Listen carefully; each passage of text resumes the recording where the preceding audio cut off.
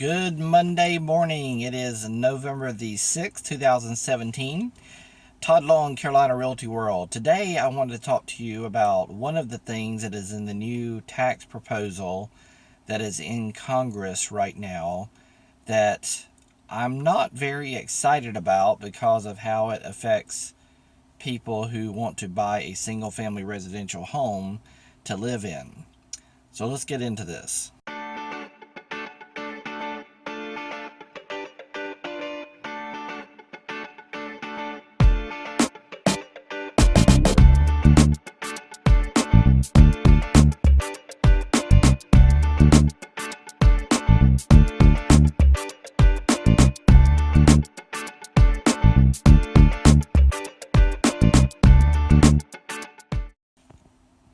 Alright, so I know that the tax proposal that is on the table currently is probably subject to change, and I'm hopeful there's a couple of things that will get changed. The National Home Builders Association and the Realtors Association are both fighting some things like the mortgage interest deduction, but one of the things that's in here that, and by the way, I'm a big fan of the mortgage interest deduction because I think it does incentivize people to actually be homeowners versus renters.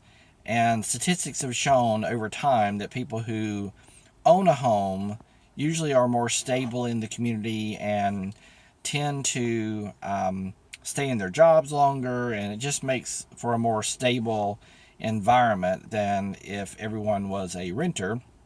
So I think there's some things that should be done to incentivize people to actually own homes.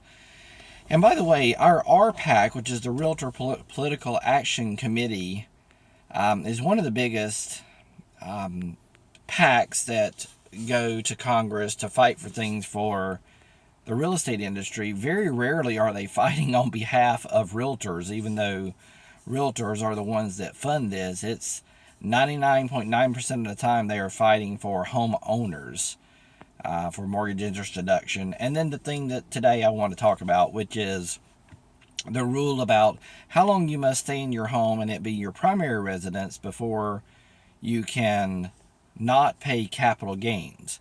So the current rule is 2 out of the last 5 years. If you live in your home for 2 out of the last 5 years, you are not required to pay capital gains tax, and I believe it's on anything above 5 or below 500,000 of proceeds.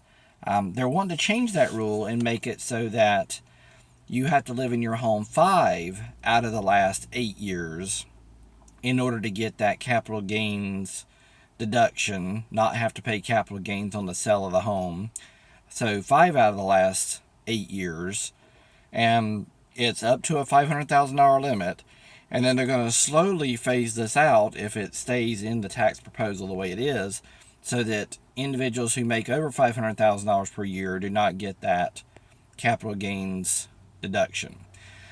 So I'm not a big fan of this.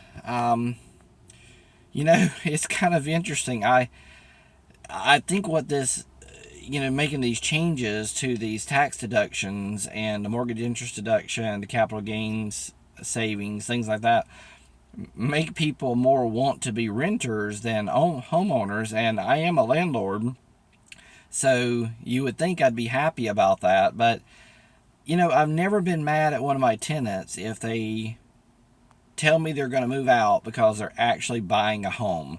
I think home ownership is very important for people, and I support people actually being homeowners, not just because I'm a realtor and my profession is partly in, partly what I make my money off of is actually selling homes.